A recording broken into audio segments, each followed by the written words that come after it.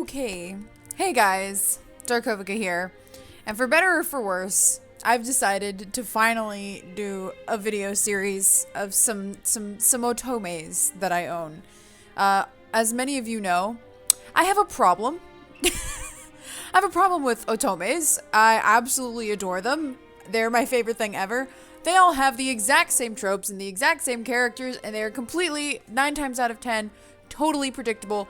And I love them anyways. I don't know what it is. This one in particular is one of my favorites. Not this exact game, but the Hakuoki series is one of my favorites. I don't know what it is about Hakuoki that just like sings to me. I have bought so many versions of Hakuoki, including this one, which was released on Steam in 2 parts, and I think also on the PS Vita. I'm 9% positive that it starts with Kyoto wins. I'm 99% positive is what I meant to say. But Kyoto wins, I believe, is the first one. We'll find out when I hit new game. And it is basically a redo of Hakuoki, including a bunch of characters that the original game didn't have as dateable options. One thing that none of the American versions have that constantly breaks my heart is the high school version of Hakuoki. I want my alternate reality high school Hakuoki dating sim. Please, Japan, give that to me, please. I've watched the opening to that game so many times, and just like I would do for the Alice in Wonderland otome that we're never going to get, that exists also in Japan, I would learn Japanese just to play it. But let's go ahead and jump in. Well, you know, we'll understand. Oh, okay. I always name my characters Sakura for some reason. I can't think of anything at the moment that I would otherwise name my character. So we're just gonna name her Sakura again, even though I said no. I was like, oh, I'll give her a different name. And then I was like brain farting on a name. For those of you who don't know, Cardcaptor Sakura is like my favorite anime of all time. So in literally any anime style game that gives me the option to put a name in, I just name them Sakura. In the rare opportunities that I am allowed to name a boy, their name is Toya. That's it. That's how deep this is. It's just from Cardcaptor Sakura. It's very deep, okay? The way that I enjoy dating sims, it's not deep at all. Alright, yeah, we'll just go with this for now. This is a work of fiction. Names, characters, businesses, places, events, and okay. It's gone. It was a work of fiction. It's all that matters. December. One thing that I wanted to do was actually give you guys the option to choose whoever's route we're going to go across or go through. Oh heavens, absolutely not. How do I get to the menu? No, absolutely do not. No. I don't remember how to get to the menu. That typing is so slow. All right, well, anyways. Oh yeah, so before I keep going and before I forget my train of thought, I wanted you guys to kind of get an introduction to the characters, although as far as the new ones are concerned, I have no idea when they're going to get introduced. I literally don't know where they exist in this game because some of them are so new that literally they've never existed before, so I don't even know how to get to their roots. So at least for this first part, the only ones that I can accurately show you guys are the ones that were already in this from the start. Okay, so we have Sakura Yukimura here. So this is Kyoto. Oh god, it's so slow. It was awfully impressive, no denying it. Even simple hellos between people passing in the street seemed warm and friendly. They nodded and smiled to one another, as if family and not strangers. Hang on. They nodded and smiled to one another, as if family and not strangers about on errands. Still, there was something else as well. Something making the city feel strangely cold, almost as though there was a great invisible wall shutting out anyone wandering from the country. I'm not sure if I belong here. No, that's all in my head. I walked quite some distance to reach Kyoto, and both my mind and body were exhausted. Even so, tiredness was no reason to meander and feel sorry for myself. I couldn't afford to. Excuse me? I hesitantly stopped a passerby. I'm sorry, I seem to be a bit lost. Could you? Time passes. What am I supposed to do now? I was lost again, but in a different sort of way. I sighed and looked up at a darkening sky. The sun was beginning to set. People I'd spoken to showed me no unkindness, and they'd given me directions I'd needed, but was now really the best time to leave the city? Learning the person I'd hoped to visit had left town caused hope to seep from my crumbling resolve. The only person besides father I could rely on in the city... What? That's an interesting accident here. The only person besides father that I could rely on in the city was Dr. Matsumoto. Dr. Matsumoto was a doctor serving the shogunate. I had never met him myself, but my father put a great deal of trust in the man.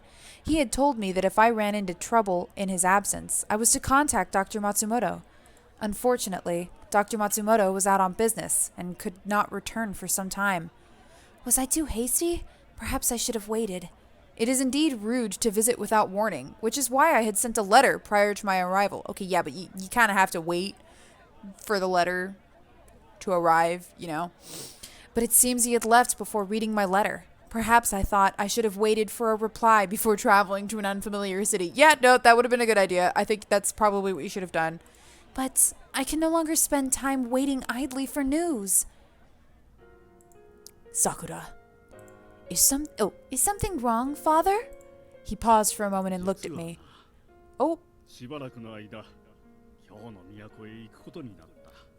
I forgot about this. That's just simply not gonna do. Hang on. I figured it out. Okay, I'm back. I figured it out. I found out how you get to the menu. You hit control, at least the right control. Anyways, so he says, it seems I must depart for the city of Kyoto. Is it for business again? He'd left the house often during that period, sometimes for days at a time. How long will you be gone? I'm afraid I can't say. A month, perhaps. Maybe 2. Oh. There was no hiding my disappointment. Nonetheless, I wasn't a child anymore. I couldn't beg him not to go, or some other foolishness. Yes, I'd be lonely, but I was much more worried for him. Please, father, be careful. They say that the city of Kyoto is dangerous. He only smiled and nodded. You needn't fret. I will be sure to send you letters often, so that you will have no need to worry. Okay, you promise? Father kept his promise. A new letter arrived so often I scarcely had the time to respond before another would arrive. He told me that he worried about me being home all by myself. Then the letter stopped. A whole month passed with no word. Father, they say Kyoto is full of ronin. It is not a safe place. Usually a samurai is paid by their house, but ronin who report to no house often rob people in order to make ends meet. They're nothing more than violent criminals who hide behind the image of the samurai. Such is the state of the city of Kyoto, the city of ronin. Small wonder then that I worried for my father. My mind would concoct horrible possibilities, and I often found myself depressed and tense. First, I suppose I need to find a place to stay. Lost in thought, I didn't notice nightfall descend. If I was honest with myself, I hadn't the faintest idea of how long searching for him would take. I'd brought a negligible sum of money with me, enough to last me a month if used wisely. Finding father in this window of time was a must. Otherwise, I would have to depend on Father Matsumoto returning in this time, or else I'd be forced to return home without a word. Well, at any rate, I should try to be as frugal as possible. I lengthened my stride and set off on my path. Fortunately for me, men's clothing assisted with keeping a quicker pace than women's. Kyoto presented many dangers to a young girl hoping to explore the city without direction. My disguise, such as it was, proved successful, and I'd safely made it all the way to Kyoto. Such success went to my head and led me to believe I could explore Kyoto as I pleased. Yeah, definitely safe to do in the city of Ronin, you smart cookie. But Kyoto is not a safe place. I should have remembered that. Instead, I had somehow convinced myself that the city's hidden dangers didn't apply to me. Look, men don't have that many rights, okay? I know women have very few rights, but let's be honest. Men ain't that lucky. Hey, kid. I was about to discover otherwise. Oh my god, he has no eyes. I spun around. In the street in front of me were 3 ronin. Can I help you? I did my best to keep my voice calm, reaching nonchalantly for my kodachi. My father encouraged me to take sword lessons. I'd kept with them, and I did rather well. We shall find that the game proves otherwise. I was confident enough in defending myself. Again, we shall prove otherwise. However, perhaps my overconfidence in myself is what served the situation at hand to me. I'd messed up and let my guard down. My fault. There was a chance I could take them on, but there were 3 of them and 1 of me. Pretty nice blade you got there, kid. Only then did I realize they were far more interested in my sword than they were in me. Looks a bit why do we know this guy's name? Looks a bit much for a pup like this, right? Give it here. Oh, okay, there's multiple people, but they all sound the same. Give it here, okay? We'll put it to good use. But this is... The sword wasn't just some blade I'd picked up. It was a family heirloom spanning generations. There was no way I could give it to the ronin, though I had a feeling they wouldn't understand. In such a situation, the best decision was undoubtedly to retreat. Yep, book it. I turned and ran as fast as my legs could. Hey, get back here, you little bastard! Rude. I have a father, thank you. Gosh, they sure don't give up easily, do they? I felt like I'd been running for quite a while, but I could still hear the ronin cursing loudly. I ducked into an alley, flattening against the wall. After deciding they weren't too close, I crept farther into the alley. Someone left a couple sheets of wood leaning against one of the houses, a perfect hiding spot. What luck, I thought, kneeling down under them. This is my way to escape this mess. Huh? I was listening for sounds intently. A suspicious calm entered my mind. Excuse me. I'd expected to hear the ronin yelling to each other, looking for me, but seconds turned into minutes. I heard nothing. I was about to sneak out and have a look when... Award-winning. What? My plan to investigate was immediately halted. Remaining silent and hidden was more important. Still, damn you! What is this? Why won't you die? Damn it, we gotta get out of here! It was then that the true fear began to set in. There was something dangerous out there, something quite possibly lethal. My imagination conjured up no shortage of gruesome theories, and they are probably very accurate. Even so, I could feel an itch of curiosity. I wanted to know what was out there. Carefully, I peeked around the corner's edge. The cold reflection of moonlight upon a blade glared at me, and my eyes followed it to the arm that held it, clad in a coat of light blue. Had this person saved me? But no slower that it appeared. I think we mean, but no sooner had it appeared, my hope vanished. Help! I heard the ronin stumbling to beg for his life. The person in the blue coat said nothing, just stepped forward, his sword raised. Ah! I'm not good at screams. I'm not gonna laugh that loud, you can see it. A high, screeching laugh cut the man's scream. The blade fell through the air like a butcher's knife rather than a sword. No kill. Excuse me. No skill. Just death. No kill, just kill. The scream turned wet, caught, and disappeared like air, leaving half-empty bellows. My eyes went wide. I had just witnessed a murder. Any strength I'd received vanished quickly. My legs gave way, and I crumbled to the ground. My eyes widened like busted shells. Wait, what? Busted shells? What? He died with the first blow, but as I watched, the blades fell, carving lines into the corpse. The soft slip of a blade through flesh, the silent creep of blood across ground. I felt nothing from them but madness. Their only desire was raw, animalistic violence. Whatever they were, it wasn't human. They were broken. Oh wait, that was me. That's my... sorry. I could feel my throat clenched tightly, and a warm, dark smell brushed against my face.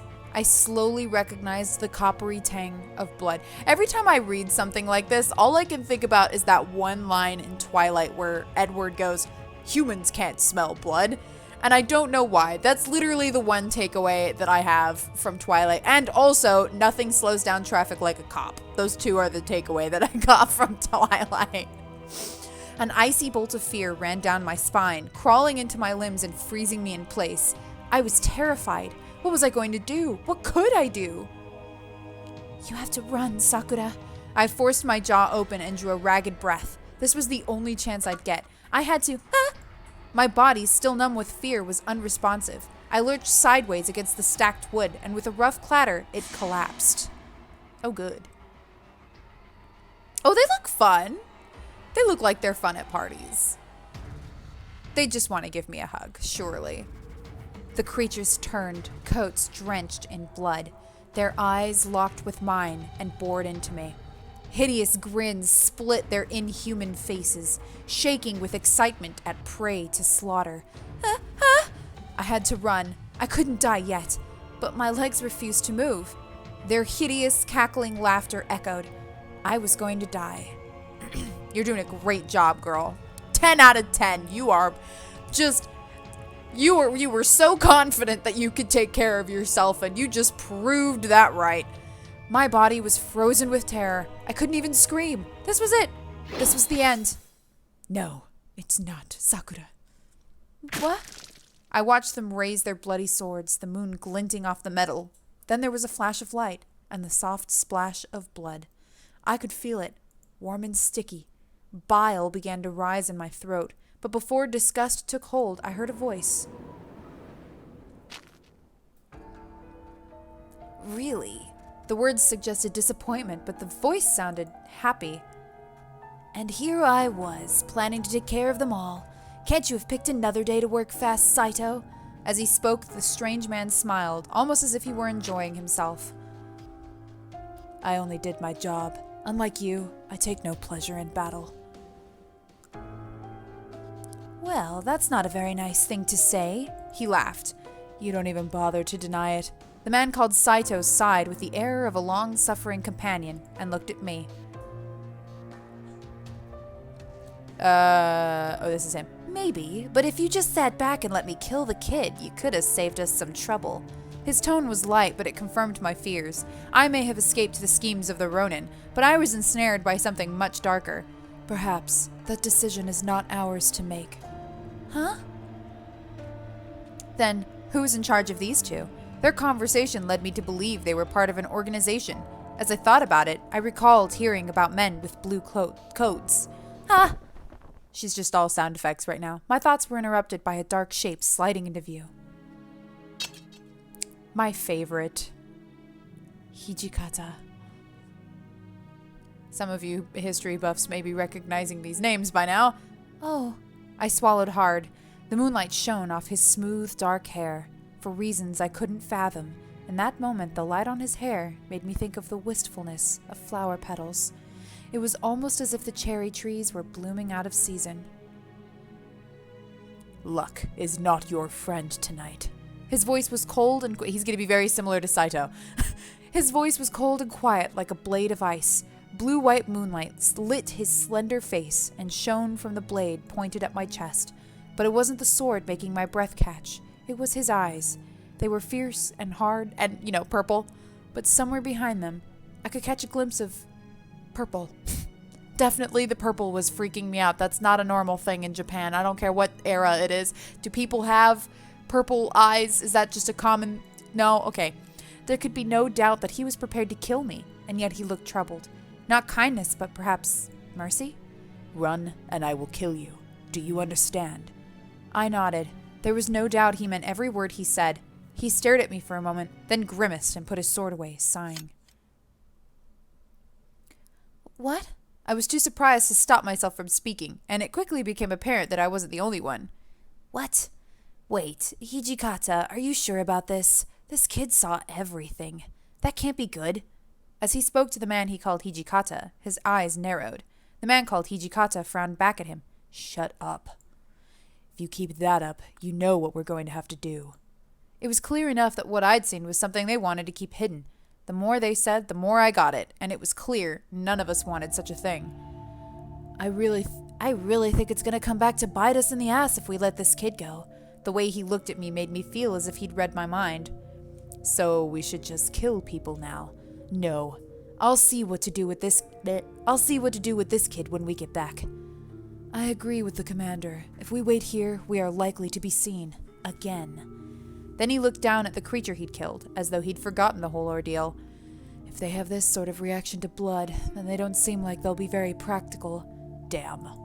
He peered down at the corpse, his face an emotionless mask. When he looked back at his companions, however, his eyes narrowed. As for you two, drop the Hijikata and Commander act. Keep a low profile.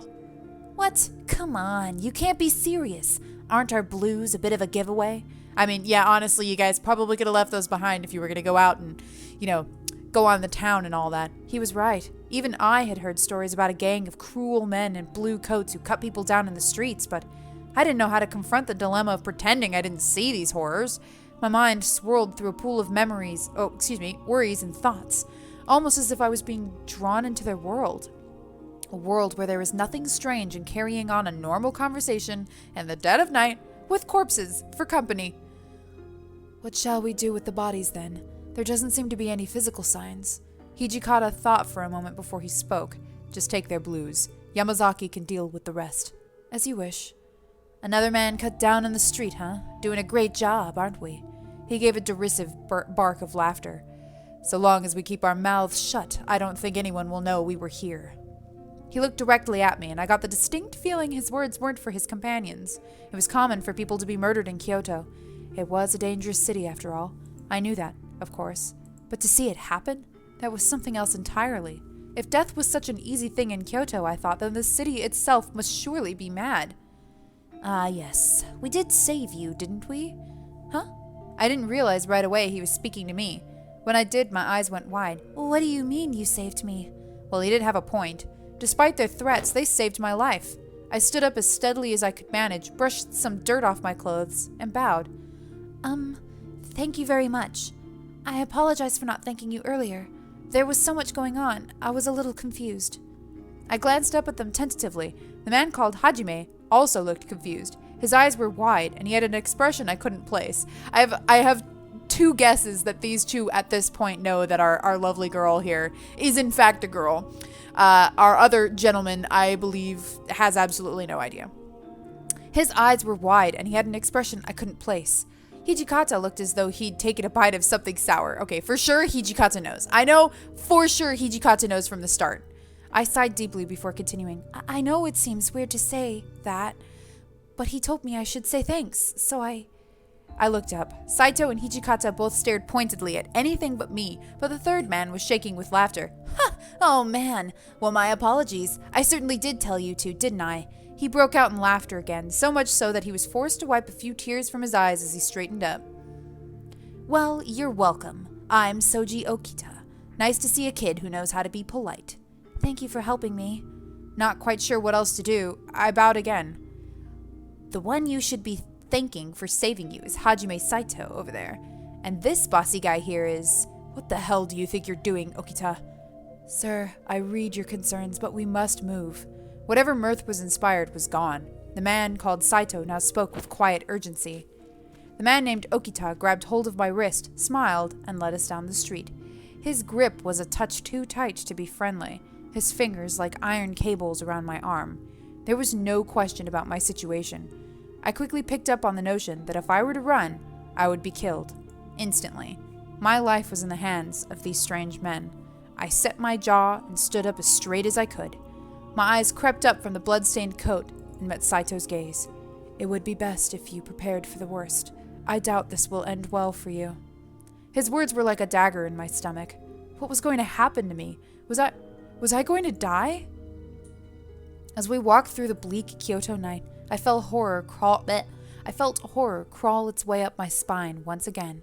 The cause of my horror wasn't the gruesome end that awaited me, but something else entirely. I spoke with these men and watched them speak, standing next to a warm corpse soaked in blood. That I had done such a thing terrified me in an altogether different way. Perhaps this is what it is like to go mad.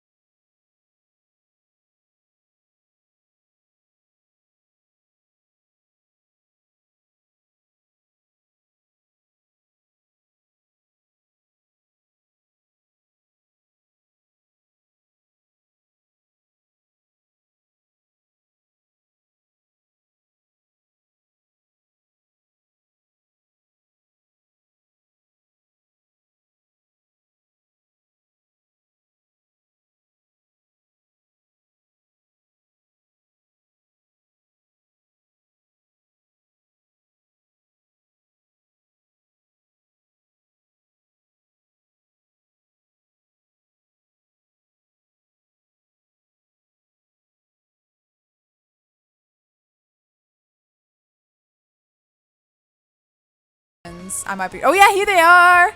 I know nothing about them. Again, more people that I don't know. More people that I don't know. More people that are new. They introduced a lot of people that were new in this version, and I literally know nothing about them. Nah. Hijikata, I'll say this right now, is my favorite. I love him to pieces. His is also the longest. If we do like Hijikata's route, his is the longest. I forget whose is the shortest. It might be the villain. Kazama? I already forgot his name. But yeah, Hijikata is my favorite. That intro was so quiet in comparison to this. 1864. So, some of you who are history buffs may have realized this. This game is based off of a point in history in the 1800s for Japan, where the Shinsengumi were active. All of these characters in this game are based off of historically real people, and I think like relatively close to their personalities. I can't promise that. I have to go back and reread about them again. But obviously this is a work of fiction and it is taking some serious liberties to be an otome. But there's a lot of historical accuracy in like the events that happen, and it's kind of like half an otome, half a history game, like half a history lesson. Anyways, was it morning? What happened to me? I attempted to recollect myself, excuse me. Ah, yes. Right. All at once, the events of the previous night rushed back to me. This isn't my room. My limbs were snugly bound in tight knots, so all I could do was wriggle around in bed, twisting the blankets around me. I yearned for the comfort of my own futon, but the futility of such thoughts only forced me to confront the reality of my situation. If only I could wake from this strange nightmare. But I could not.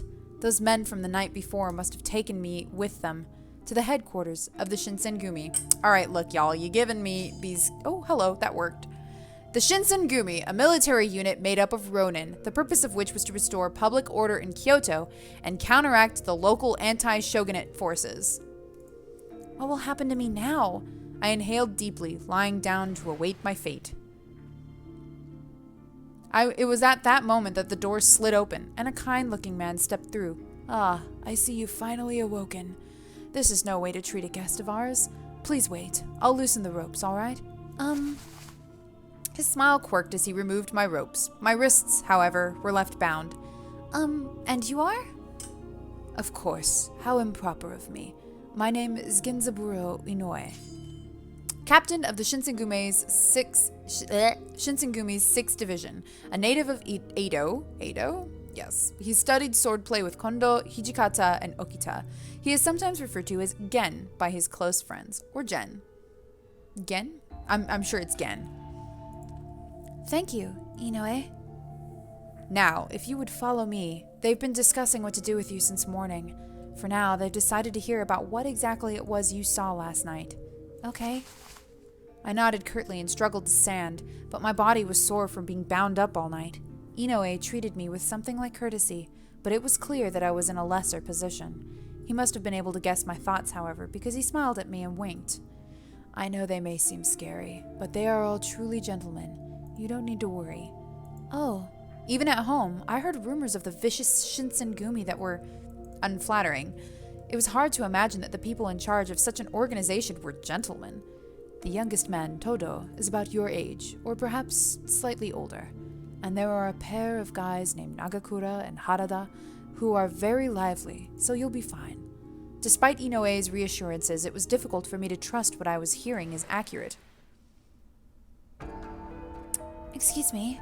Inoue led me to a room and opened the door. I stepped inside and found myself surrounded by the leaders of the Shinsengumi. Their eyes dug into me like sharp knives. I stared before me and then gulped nervously. Good morning. I take it you slept well? Well, it wasn't particularly comfortable. Is that so? Because when I went to have a look at you earlier, you didn't budge no matter what I poked. You were knocked out cold, and you looked snug and cozy in your sleep. What? He's only teasing you. Soji didn't go anywhere near your room. Quite silent, I stared at Okita. Captain of the Shinsengumi's 1st Division. He is a native of Edo. Edo? I feel like it's Edo. His brilliant prowess as a swordsman developed by training with... Oh, hang on. What? No, that should be... What? He is a native of Edo. His brilliant prowess as a swordsman developed by training with kondo and hijikata. With his grin still spread along his face, he glanced over to Saito, captain of the 3rd Division of the Shinsengumi. He is a native of Edo. He wields his sword in his left hand and fights with incredible skill. I just wanted to see you squirm a little. Not very nice of you, Hajime, calling me out like that. I don't think Saito did anything wrong. You, on the other hand... Shut it. You sound like a bunch of kids. Hijikata's voice brooked no further insubordination. The commander of the Shinsengumi. He is Kondo's longtime friend who helped form the Shinsengumi in Kyoto. Kondo calls him Toshi. Okita shrugged and fell silent, but the smile lingered through his bright eyes. So, Hijikata, this is your witness? Aha, 3 people we haven't met yet. The man who spoke was, well, he looked more like a boy than a man. Maybe this is the youthful Shinsengumi captain that Inoue was describing to me. Wow, everybody looks so friendly and happy to see me. Are we sure this is a dating sim? I'd imagine the leaders of the Shinsengumi to be older, maybe even middle-aged men, but their faces were still blessed with youth. In fact, one might even confuse them at first glance for a gang of bohemian thugs. Bohemian? Who are we zooming in on? I'm pretty sure we just zoomed in on, I just forgot his name. His hand is speaking. He's a real stick, huh? Just a kid. You're calling him a kid, Heisuke? Oh, that was the young guy. I'm gonna have to develop their voices. It's gonna take me a hot minute. You're calling him a kid, Heisuke? That's rich. Right you are. To anybody else, I'll bet you two look like a sad pair of scrawny little brats. I have no idea who's speaking. I'm gonna be dead honest. I'm the only one who gets to call him out on being scrawny punks because I'm a mature adult. I think that's him. I think he's the one saying this. I'm the only one. Okay, you know what? I'll get to it. Mature adult. Anything that comes out of your mouth is basically nonsense, Shinpachi. Yeah, that had to be him. 2 nearby men replied to Todo with very mocking but light-hearted tones. Heisuke Todo, captain of the Shinsengumi's 8th Division. He is a native of Edo. He is the youngest captain and is known for being particularly energetic. I somewhat recalled Inoue's description of the 2 energetic members. His mention of them was brief, but seeing them in person was an eye-opening experience. He said the short-haired one was Nagakura, the captain of the Shinsengumi's 2nd Division. He is a native of Edo and a skilled swordsman. He is upbeat and cheerful, and he frequently helps raise the morale of the men in his command. And the other, with longer hair, was Harada. Wait. I can't... Wait, how do I get to... No! Harada! Okay, well, we can't learn about... He's gone for... No, he's not. I think I can access him in the encyclopedia.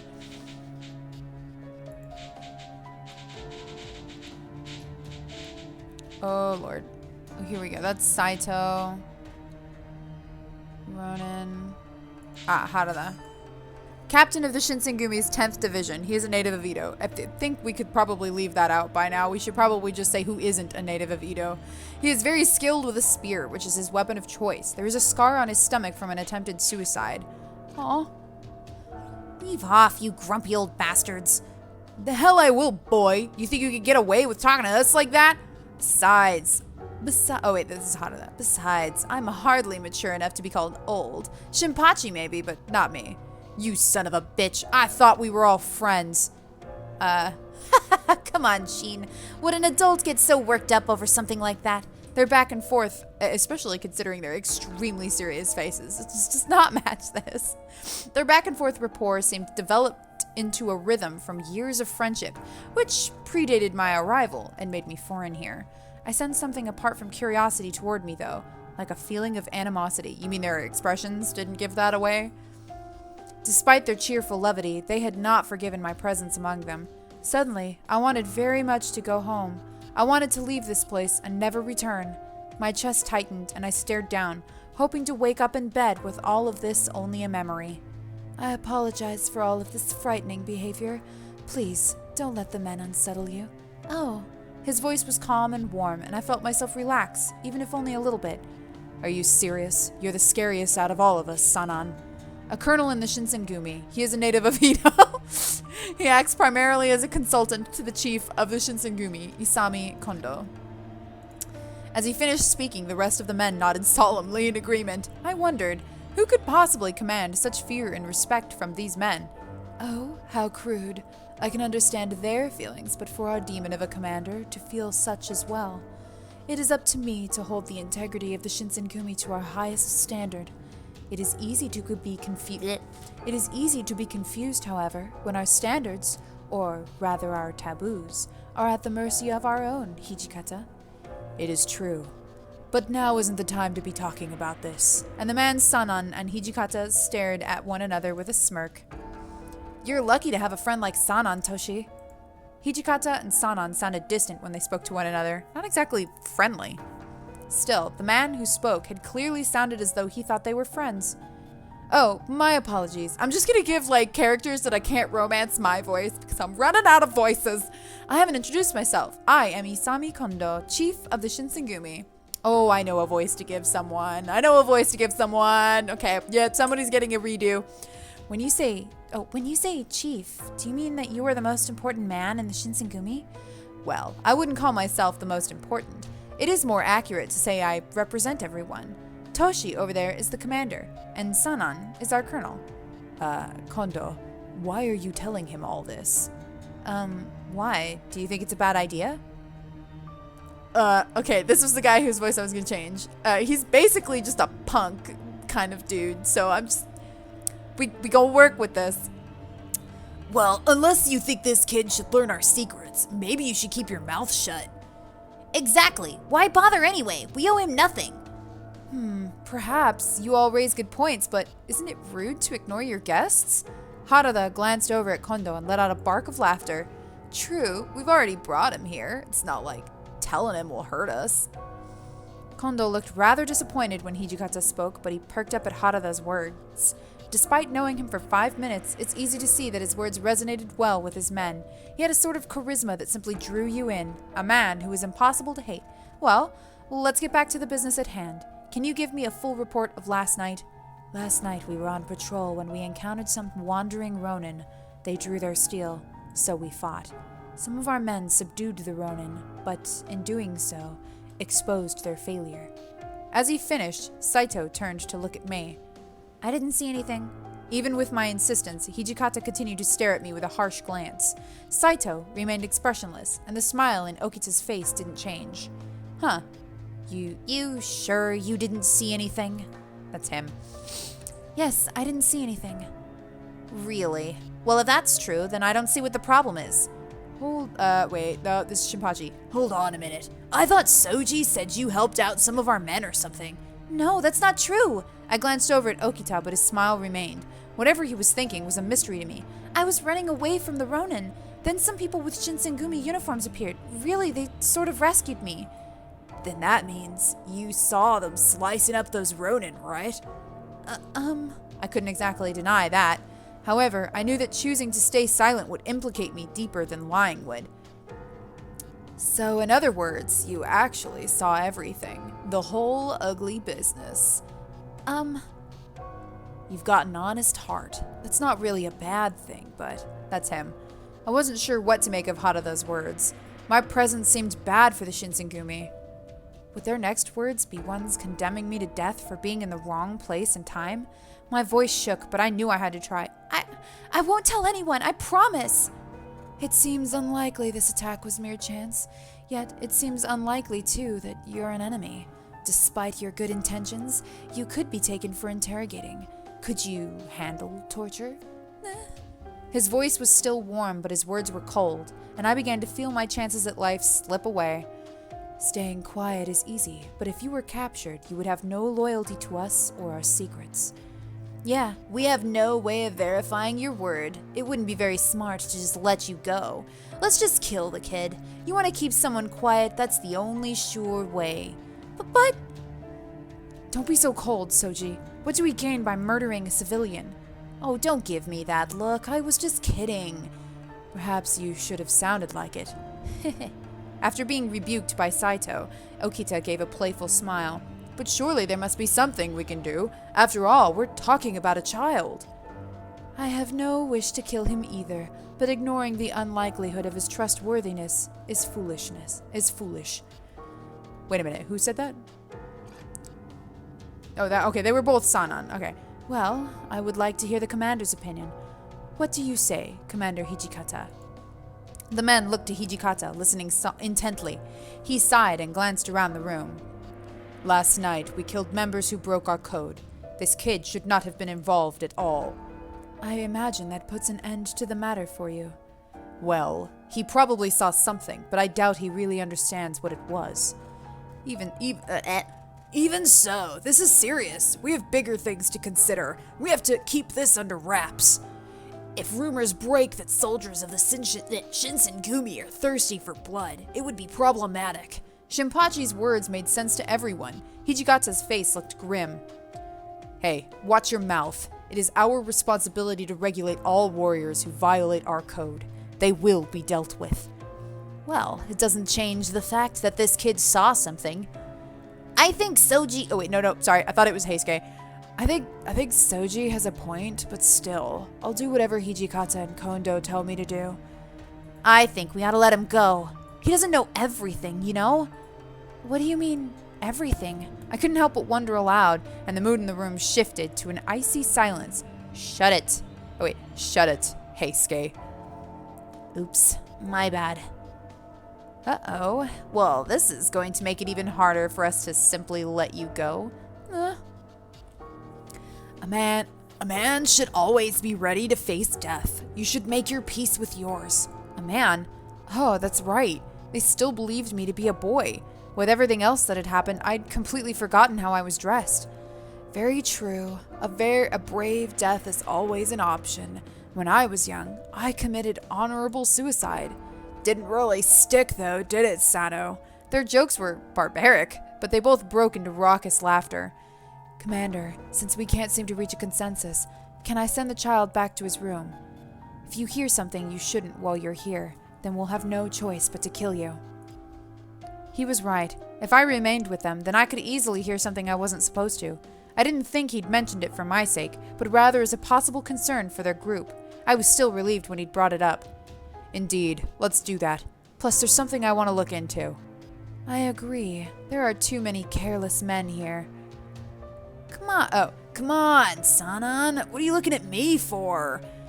That ought to be pretty obvious. We're all guilty of being careless, especially you, Heisuke. Hey, back off! It was just a mistake, alright?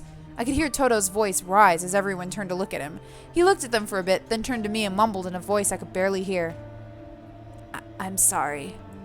It was still apprehensive about what they might do to me, so I couldn't respond to him well, but he seemed to understand, and I curtly managed to nod. It was the most I could manage. All right, Saito. Take care of the kid.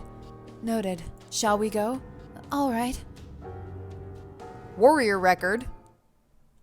Warrior record has been unlocked. What is warrior record? After returning to my room, I'd spent some time reflecting upon my state and my still bound hands. The rumors spoke of the Shinsengumi as vicious men, but they seemed more intimate, human to me. Still, their presence, or their being, lingered through me, as if to say, we are not killers, but to protect our code, we must bring death. Remaining here is only bringing me closer to the possibility of them killing me. I don't know if I can convince them to spare me. Just as I have no loyalty to them, they have no loyalty to me. Only the Shinsengumi. But then, they mentioned a man must always be ready to face death. So are they still mistaking me for a man? Obviously, they called you him like 7 times, Sakura! Could I possibly risk exposing my true identity in exchange for mercy on my life? But this could just as easily backfire for me, and it could exact an even worse fate. I was truly at a loss for what to do. All right, this is our first decision, and believe it or not, it automatically has an impact on who we date. So, I think, what is warrior record? Wait, what is this? I have no idea. What am I looking at? How do I... I don't have a controller plugged into this, so I am more than slightly confused. Oh, okay, no, it does it. Oh, yeah, okay, so Hijikata, Okita, Saito, Heisuke, Heisuke is easier for me to say than Todo. Harada, Nagakura, and then we have Sanan, Yamazaki, Iba, Soma, Sakamoto, Kazuma, and I think that's everyone. Yeah, okay. So, these are, can I date Sanan? Is he an option? Has that changed? Okay, he wasn't before. All I can really tell you guys right off the bat is that for sure, okay, I don't know if Shinpachi is. He wasn't before. Harada is, Todo is, Saito, Okita, Hijikata, they are for sure 100%. Kazuma is. We haven't met him yet. He doesn't come until much, much, much later. Yamazaki, I think, is also an option. I am not 100% positive on that. I mean, if they're all here, one can assume that they're all options, right? Why are there so many new options? Is Sanan an option? I am truly stunned. It's like literally like doubled the amount of characters that you get in this game. I mean, to be fair, there were a lot of people in the Shinsengumi that they left out in this, so they definitely had more names to draw from. But yeah, I'm going to go ahead and leave this first episode here because I want you guys to kind of like, all 5 of you, to post who you are most interested in. I want to see what you guys think. If we can't come to a consensus, I may I'll just default to Hijikata because his storyline is also the most complete. So if we go with Hijikata, we see the entire story. Whereas if we go with the other characters, we get shorter versions and we see less of the story. But yeah, Hijikata gets us the entire... Oh my god, yeah! Sanan is an actual option. I don't know why I'm so excited by this. Okay, well, anyways, yeah, Hijikata. I think Hijikata is my is the one that I want to default to. So if we can't decide on who we want to date, I'll default to our beautiful violet-eyed boy over here, Hijikata, because he's just, look, I love him. Okay, he's just precious. He's my everything. He's stoic and tall and manly and just cold but also like loving. I don't know. Okay, look, I have otome types. So anyways, thank you so much for watching, everybody. I really appreciate it if you popped into this. I know this is you know what, I don't know if I trust this to totally work. I'm just gonna go ahead and do that, okay? And yeah, thank you for watching this. I know look, my channel is hodgepodge, let's be honest. I also do not know what this DLC is. I own it. Don't know what it does or what it is, but I own it.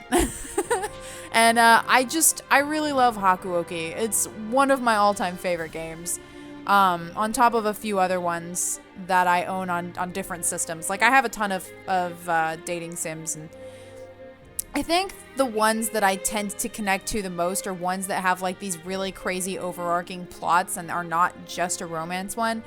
My other favorites include like Collar X Malice, which is about a girl who has a collar around her neck that will kill her if she doesn't like go along with this terrorist thing. So it's basically like a terrorist threat and she's being forced to work or she'll die. And then another favorite of mine is, oh no, I'm totally blanking on the name of it. No! Oh, it's so cool. The main character's name is Cardia. She has like toxic skin and it takes place in this alternate steampunk England, and all of the characters that you can date are like fictional characters. There's Frankenstein, and then there's Arsène Lupin, and then there's Herlock Sholmes, which is a reference. Also, he's also from the same universe that Arsène Lupin is from, because the author... You know what? I'm going way too deep into this. Like, just know that it's a really great game, and I'm like truly broke. I'm so sad that I can't remember the name of the game right now. I freaking love it though. It's so good. And yeah, I mean, like, those are some of my all-time favorite. Oh, and Dandelion, which is just wild. Anything by Chariots is pretty much guaranteed to be really good. I love the company Chariots. They made Mystic Messenger.